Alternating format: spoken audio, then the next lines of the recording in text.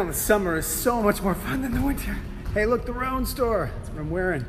Buy some Roan gear. Hey, new podcast today for what crazy thing we did yesterday at Lovesac. And tonight, I think it's time for a new installment of the Lovesac Story.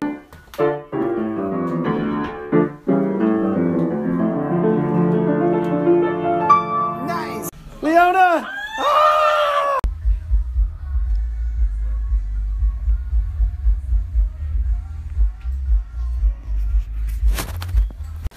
The Lovesac trailer in action. Always some service project to be done when you're a Mormon. This is Howron. Howron is from China, but has lived in America now for many years. Became a Mormon. Yep. And what would you do if you weren't, man? Who would be moving you right now? I got to hire a lot of people and use a lot of money which I don't have. That's right. Moved out here to take a job with FASB. He's a finance guy. Everyone around here is a finance guy except me. And anyway, good to have you in the neighborhood. Thank you. Throwback Thursday, so I'm going to add another episode to the Lovesac Story Unabridged tonight. But believe it or not, it ties nicely into this little sermon today on helping people out, because that's honestly how this company got started. Lucky, why is there a bed on your head? Let's go. These are helping some people. Oh, now they need a bed, huh? They don't have any beds. There's two little kids who don't have any beds. Luckily, we have some extras. Lucky, and I love our cheap Chinese food, don't we, Lucky? Yeah. Should I start unwrapping? Yes. Let's build these suckers. Lucky, you did it. Good job. You assembled IKEA beds with no instructions. Now that we learned tonight, Lucky.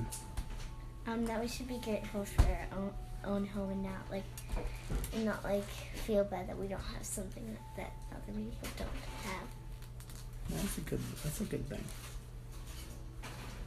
So today was blown up, or at least half blown up, with some opportunities to serve, and I'm grateful for these opportunities. And thankfully, being involved with my church so heavily, I get lots of opportunities to do that.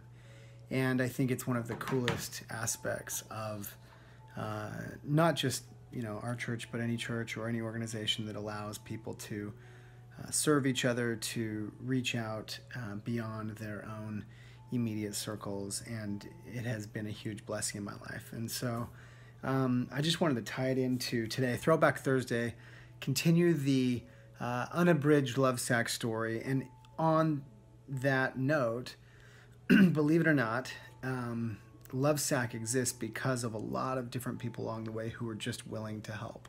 And even though this, Lovesac was not a nonprofit, organization or whatever, it was an organization in need of a lot of help at different times.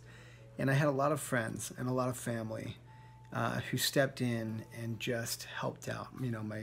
My cousins on the Nelson side, my cousins on the White side, Eric and Greg and on the Nelsons, and Trace and Richard on the Whites, and then of course so many friends in my fraternity and my early partners, Chris and James and Dave, who is still with me today. And one of the earliest ways that Dave helped, so where I left off last time, the shredder broke. We had this little shredder. It was kind of like a grain grinder, and it broke, and we had no way to fix it. We had no money. And in reflection, I realized I certainly did not grow up poor by any means, but at the same time, I didn't know that people's parents paid their way through college. I thought it was totally normal for people to work a job and pay their own way through college. I thankfully had a full ride scholarship that I had earned, but I still had to pay for all my car and my living expenses and stuff like that. And I just thought that was the way it was until I moved out to the East Coast, where it seems that anyway, that's what parents do. But regardless, I didn't have the money to fix the shredder, and so that's when my earliest partner at Lovesac, Chris Janke, his mom, Annie Janke, stepped in and invested, I believe it was $500 at the time, into Lovesac. And at the time, that seemed like just a ton of money. And that got the motor for the shredder fix. I remember I had to go down there on a cold winter day and unbolt this giant motor that probably weighed, you know, it's about the size of 2 basketballs. This, you know, giant hunk of metal, electric motor that needed to be rewound and rebuilt. And it probably weighed, you know, a few hundred pounds, and yanked it out of the corner of this thing. I didn't know what I was doing, but, you know, I had worked on cars. I had shared that in one of our earlier Lovesac stories, how that happened. And anyway, I figured it out. And so that $500 got the motor rebuilt and got us back in business. And there we were, me and my earliest partners, making Lovesacs through the winter, the first few months of 1999. And the reason I'm rocking this t-shirt today is because this is the very first printing of the Lovesac logo, the original logo, the one that was conceived in my basement by one of my best friends at the time, Jared Herbert. Jared was one of the roller boys. So this was my group of friends. That's what we call ourselves. We rollerbladed a lot. I mean, a lot. I mean, like a lot. And did a lot of other things that we probably shouldn't have as teenagers that I won't get into in this vlog. But we had a big sleepover in that dance studio, you know, the one that I was living in. And for New Year's, you know, Jared was from out of town. He was away on the Coast Guard. So when I was on my mission, which I'd already come back from in Taiwan, Jared was in the Coast Guard, and he had been stationed all over the country, New York and other places, and at the time was stationed in Hawaii. And he had come back to celebrate Christmas and the New Year's, and stayed in my basement. And I remember pinning him down that night. So this is like during our sort of New Year's Eve party. All of my friends were over there. Their friends, their girlfriends were all hanging out. And I said, Jared, I need a logo for this company that I've started. And Jared was an artist. You know, he you know, just a casual artist, but he's very talented naturally, and had done a lot of art through high school. And so he drew this, and he drew it with magic markers. And I have a picture of the original Lovesac. I actually have the paper he drew it on. I tore a page out of a Franklin Day Planner, and right there, using a set of magic markers that was there inside of the desk drawer, he drew this Lovesac logo, which we then scanned into the computer, and you know, and I mean, it was, you know, you can see how sort of hand done this is. This font, it's not even a font. It inspired, I think he was living in Hawaii at the time, so local motion. And this t-shirt was the very first thing I ever printed, this very t-shirt with this logo on it. And you can see I even called out my trademark, even though at the time we didn't own the trademark. We found this out much later, that Lovesac had been registered to someone else. I'll come to that part of the story in one of my future vlogs. But in this installment 5, I just want to cover these couple of things. The motor was fixed, back in business. Annie Janke kept the company alive through her investment. And then Jared Herbert, who drew this logo, also gave me one of my first investments in Lovesac, $1,500, which I'll never forget to this day. And even though that entity has come and gone, and there's a lot of water under that bridge, you know, I want to make it good for these people who helped me out very early. And that's, I guess, you know, what I wanted to tie back in is that it's not just, you know, people in need that need your help, or people moving across the country. And look, it's great to have a network like the Mormons, you know. I mean, even though no one should go join a church, just to have a network.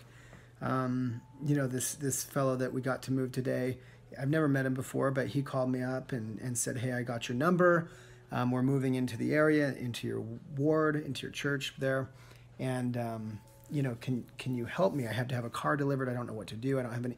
Imagine, he doesn't know anyone in Connecticut, yet he has this whole network of people who are not only willing to, you know, receive his car and help him deal with stuff, but also move him in. And I'm not saying that at all to say anything about me. I'm saying that, like, what an opportunity it is to be a part of an organization that allows people to have the support group they might need all over the world, not to mention the opportunity to serve and to do things that go beyond my own, you know, daily reach. And I'm very grateful for that. And whether it's for, you know, church organizations or nonprofits or people who need help desperately in other ways, like this family that Lucky and I got to help tonight, or whether it's just helping your friend get his business off the ground. And I can't tell you how many times you know, my cousins and Dave, who wasn't even a partner at Lovesac, showed up to help out with this or that. I'll get more into that as we tell the Lovesac story. There's a lot more to come.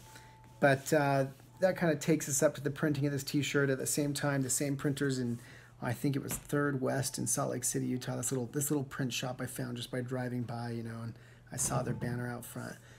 They also used the same screen. So this was like a test, the shirt. I had about 4 or 5 of these made. I don't know where the rest of them are. But this was like a test for the screen print, and the screen went on to these logo flaps. So we would cut these like 20-inch wide pieces of fabric and probably 8-inch tall logos about this same size. It was the same screen that we would print on this breathable material, you know, material that we could literally breathe through, because the vinyl that we made Lovesacs out of didn't breathe. They would blow up like balloons, and so they each had to have, you know, in the middle of their figure 8, they had to have this strip of fabric that was basically like a big breather hole, as a breather patch. It allowed air in and out of this, it's like a vent. It allowed air in and out of the Lovesac, and that's how Lovesacs breathed, was through their logo flap. We invented that. And it was kind of silly, I guess, but it worked. And there are still, if you have a Lovesac with a breather flap on it from the original days, the cover won't come off, right? It just has a small zipper that we stuffed directly with foam. These are before removable covers. I want to know about it. I want to hear about it. And they're out there. I get wind of them every now and then. But those were the days. And I am very grateful for the people who helped, who just helped, who didn't ask for ownership, who didn't ask for a discount. You know, final comment, one of the things that stayed with me my whole life. So as an example, on this vlog, I'm often mentioning Roan. I think I did this morning, my friend's company who makes menswear. And, you know, occasionally I'll go on and I like their stuff. And sometimes, you know, I'll get some of it for free as swag or whatever. But I try and buy it, and I try and buy it at full price. And I learned that lesson, you know, from my friend's company, right, that makes this cool menswear. Because Dave Underwood paid full price for his Lovesac.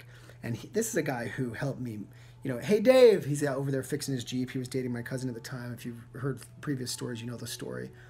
And he was just around in the neighborhood. And I said, hey Dave, can you help me? You know, and he helped me carry stuff from the basement out to the UPS truck. He'd help me load big rolls of vinyl, and he just helped. He just helped. And then when it came time for him to buy a Lovesac, he paid full price.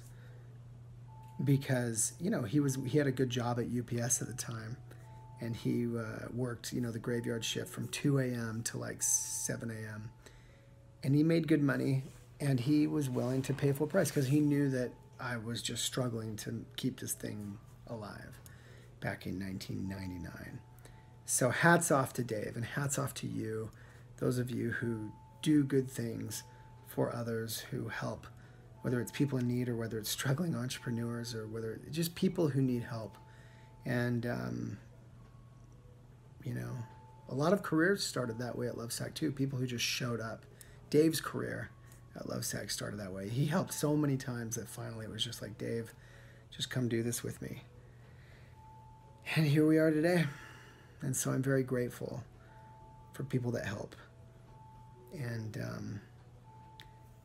that's my message. Get off the couch. Go help somebody. Go do something. It may lead you places you won't believe. It has definitely done that for Dave and for me. And get off the couch. Go make it happen. Subscribe. Thumbs up this vlog, please. I need some more likes. I need some more love. Please give me a comment, something to react to. Send a question in. I'd love to make it more interactive. I appreciate your support. Thank you so much. We're testing this new vertical, you know, format for mobile. Let me know what you think. Have a great one. Subscribe to our vlog.